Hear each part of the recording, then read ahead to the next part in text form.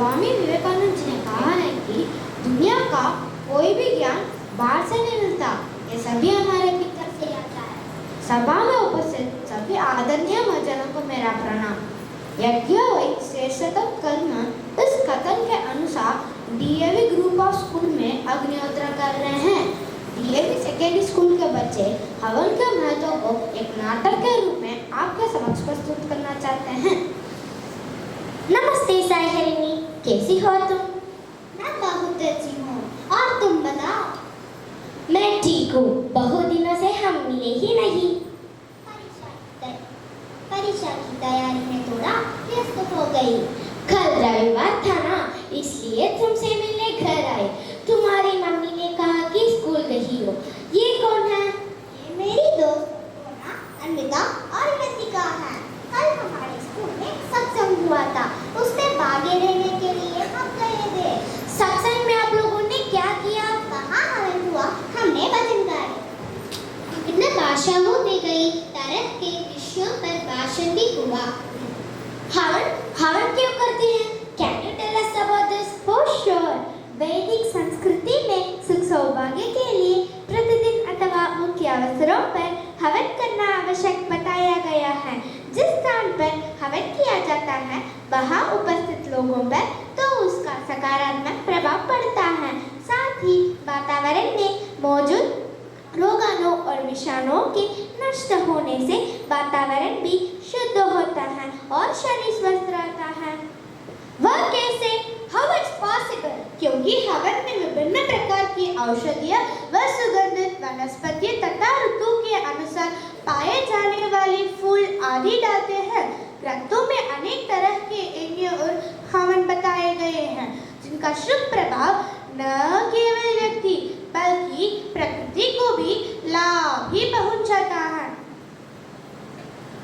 Examination of air samples collected before and after the storm has shown that approximately 99% of the amount of microscopic organisms present in the air has fallen due to the storm and has not increased for a long time. Besides their fragrance and heat also release restlessness and fatigue from our mind and body. इस तरह हवन स्वस्थ और निरोगी जीवन का श्रेष्ठ वैज्ञानिक उपाय है। आज मुझे हवन के महत्व के बारे में जानकारी मिली है। मैं भी कभी हवन रखेंगे तो जरूर भाग लूंगी। कभी क्यों? हर रविवार D.A.V आर्य समाज मंदिर में हवन होता है। You can also take part in that. हाँ, हम अवश्य भाग लेंगे। धन्यवाद, फिर मिलेंगे। धन्यवाद। Our school choir will present a Hindi bhajan, आओ मिलके सत्संग करें, explaining the benefits of participating in satsang regularly.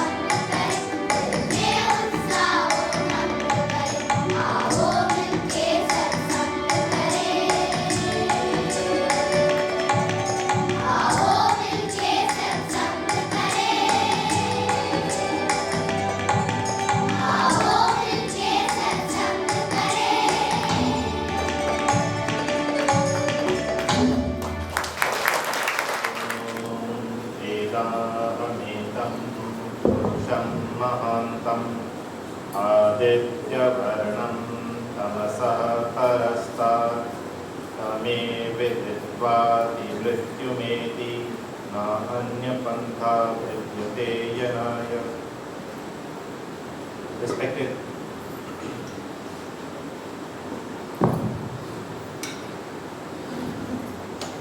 audience present out here. So today, every week, we discuss a few aspects about dharma. Some of you, I guess, don't come regularly, so I'll just quickly do a quick overview and then cover one specific aspect in more detail. So Vedic dharma, if you think about it, so what does it mean? Right? So there are 15 aspects of Vedic dharma that we need to understand, or 15 concepts that ideally each one of us should understand. Those 15 concepts can be broken into 3 buckets, which is the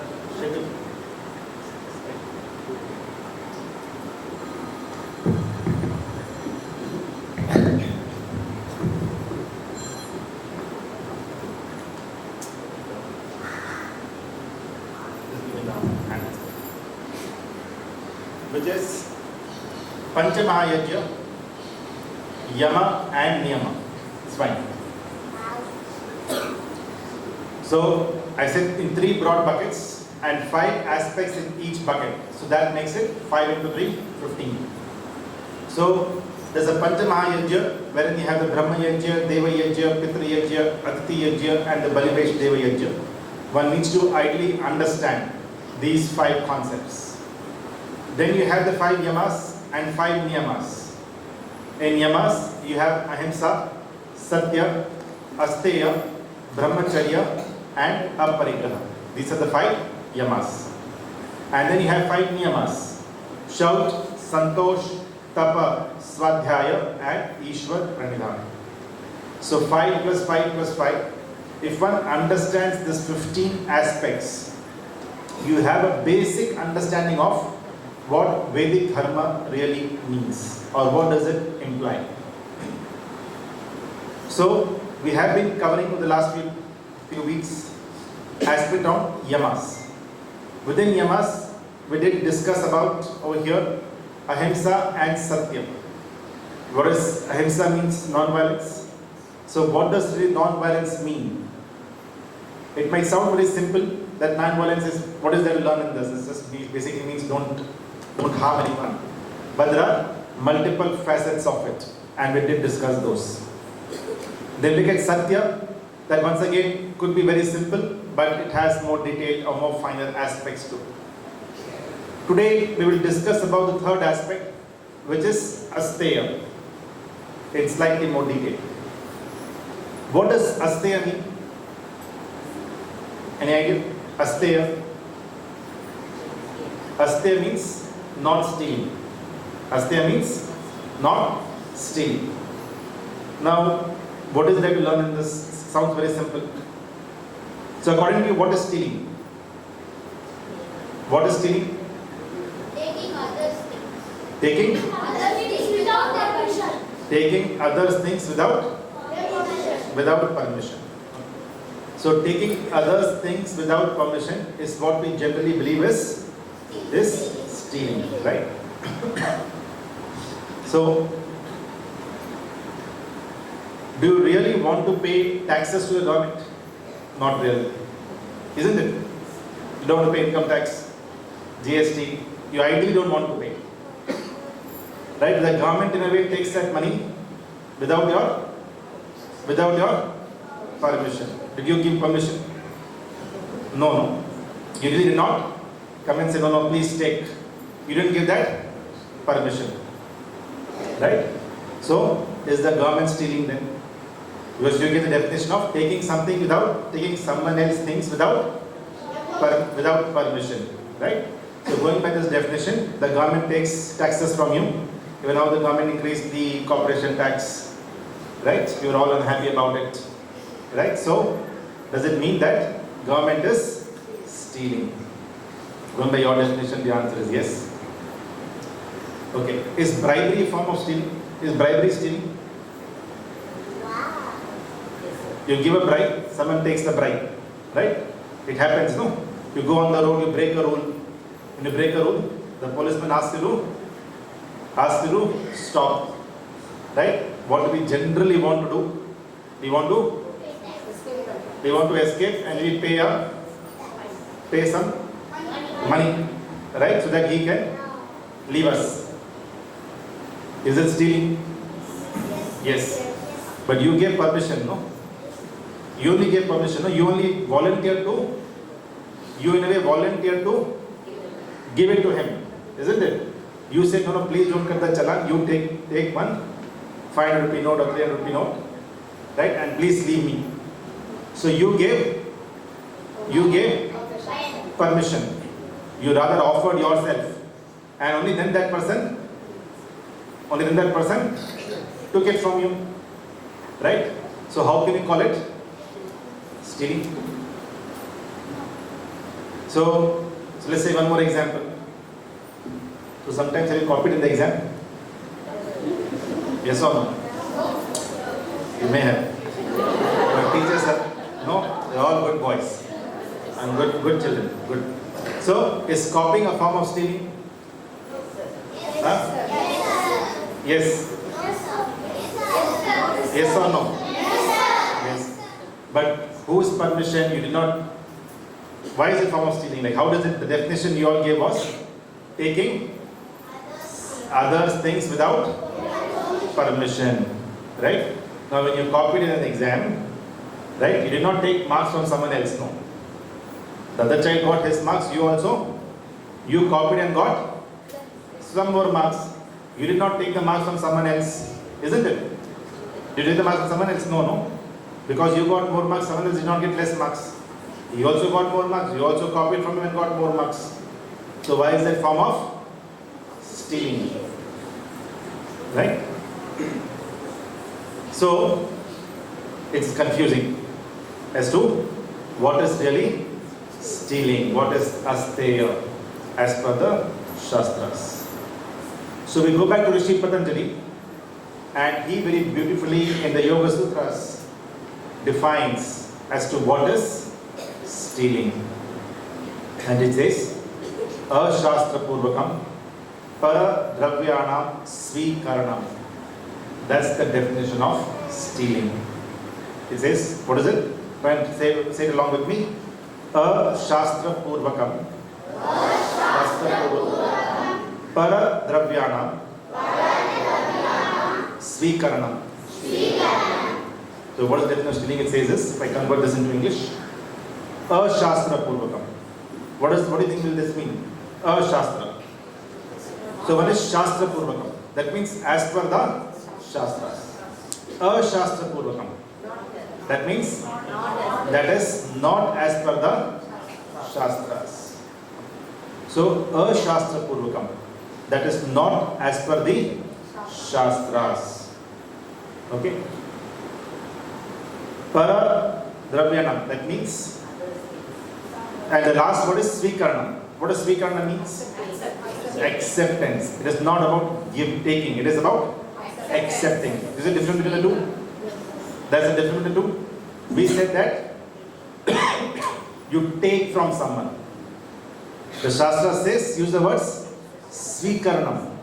That means you accept it. Right? So when you accept something, Dravyanam over here does not mean only wealth. Anything that you accept, which is not as per the Shastras, that is the definition of stealing. That is steal. Right? So what are we doing? Basically we said Vedic Dharma means we need to understand about 15 aspects in 3 buckets. Panchamahayajya 5, Yama 5, Niyama 5. In Niyama, we have Ahimsa, Satya, which I'm not covering today. Discuss in third one, which is Asteya, which is about not stealing. And first we saw what's the general definition of stealing, the way we understand it, and what does the Shastra says as to what does stealing really imply. Now let's look at all the examples once again. Okay. So what are the examples I gave you? So First we spoke about government income tax or GST, whatever. So if the government, to the extent it takes taxes that is reasonable, right? That is not stealing. Why? Because without taxes, things cannot work, right? So if it is collecting taxes that is reasonable, it is not stealing. Second thing you saw was traffic police, right? So now does the definition make sense? So you trying to give the bribe and that person accepting the bribe. Is it as per Shastras? No. He's not supposed to be doing that. Not supposed to be accepting this money that is not due to him or her. Right? So that will amount to stealing. You copying in an exam, right? And you getting those additional 5 marks or 10 marks, right? Do you deserve it? Is it as per the Shastras? Right? So you accepting in a way those additional 5 marks because you copy will amount to stealing. Make sense? So, let me ask you one more interesting question. So, assume that you stole something. And then you went in, so you basically, a lot of people sometimes in business or whatever, they do something very unethical. And then they do what? They'll say, okay, I'll go to a temple and I will offer it. Yes or no? Like a lot of people do something unethical. And then they go to temple and say, I will offer it. And thereby they start feeling that it is fine. Right? They try and find for an escape route. Okay. So how do you think about the situation? This happens all the time. Right? So is it, now can you absolve yourself? Is it stealing or not? It's still stealing? So two things over here. First of all, you cannot donate anything that anyway is not yours. Isn't it? So you saying, I went to a temple and donated this amount, but that amount anyways was never yours. Right? It was never to be taken as Shastra Purvakam, you had accepted it. It never became yours. So does it really qualify under donation? No. The answer is no. Secondly, it will never happen that 100% amount you will donate. Isn't it? So if unethically you made say 10,000 rupees, you may give 1,000 rupees. Right? You will never give, because if you give the entire amount, you would never have done something unethical. So you will do only a small portion, 10%, 15%, 20% of it. So this does not come under, the Shastras don't give you this permission. Let's take another example. So I don't know how many of you know, we had this Kakori incident in 1925 when some freedom fighters looted a train. They looted a train which was laden with fair bit of explosives like your materials, guns, etc. and also a lot of wealth. So the freedom fighters, they looted this train. And so will that be stealing? You got my question? So in 1925, this Kakori train incident happened wherein our freedom fighters, they stopped this train, right, and they looted the train. They took away all that was kept in the train for use. So will that be stealing? Why? Because it's their money. Yeah, because it basically was in a way that wealth belonged to the country only, right? So it was taken in not, it was not a Shastra. The wealth did not really belong to the Britishers. The wealth really belonged to the Indians only, right? So they had taken it from us in an unethical way. we only took it back, right? That does not really come under stealing. So there is not a Shastra Purvaka. So, any questions that you have? Any questions about what we discussed? Any other incident, any other tricky incident you can think of?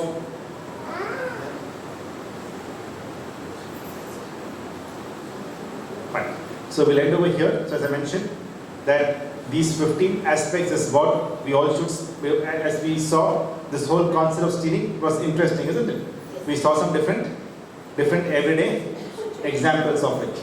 And when we understand this in the right perspective, then even our mindset also gets more firm. When we are offered something, right, and when we accept it in a Shastra way, we are actually committing it's stealing, right? I'll take one more simple example. So go on the road and you see a wallet fallen, right? And you take this wallet. So you take this wallet. So is it stealing? Yes. But you don't know who the owner is. You don't know who the owner is. There is no way to find it out. There is no ID card in that, nothing. But that wallet contains 1,000-2,000 rupees. Okay, so you find on the road. You take that wallet, right, and you keep it. Is it stealing? Right?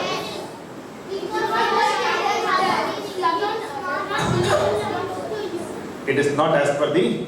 So why it is the original definition, taking someone without permission does not apply, right? But this other aspect, Shastra Purvakam Paradravyanam Svikarnam.